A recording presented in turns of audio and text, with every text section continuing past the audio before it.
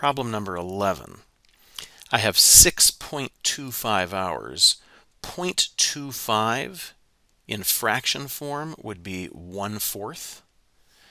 And that's helpful because 1/4 of an hour would be a quarter of an hour, or 15 minutes. I know that because 60 divided by 4 is 15. Therefore, this is the same thing as 6 hours and 15 minutes. Part B, I have 7 hours and 6 minutes. I need to know what fraction of an hour the 6 minutes represents.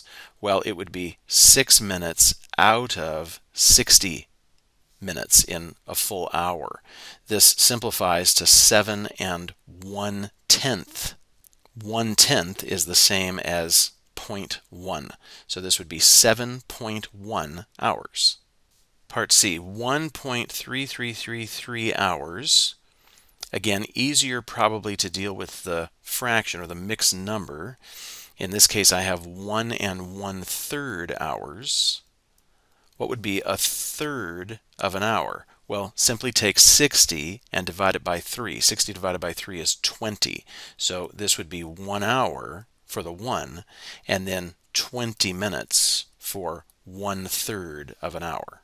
Part D is going to be similar to Part B. I have 3 whole hours, and then I have 24 out of 60 for the fraction.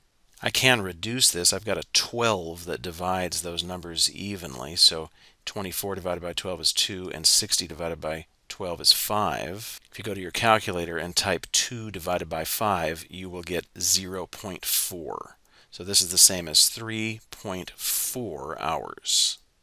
Problem number 12. Since this is a right triangle, I can find the length of side B using the Pythagorean theorem, which states that if you square the first leg and you square the second leg, the one I don't know, and you add those pieces together, you will get the hypotenuse, the c squared.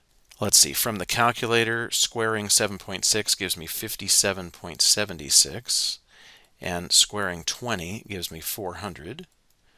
I can subtract 57.76 from both sides, which gives me 342.24, and then simply square root each side to solve for b. I don't need the plus or minus because I know b is positive, and I could obtain that value here on the calculator, square root of 342.24. Looks like about 18.5.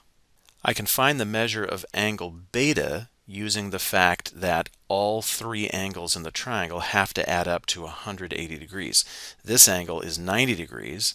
Angle alpha is 22.4 degrees. If I add up those two numbers, I get 112.4. So all I have to do to find angle beta is subtract that 112.4 from 180. And when I do that, I get 67.6 degrees.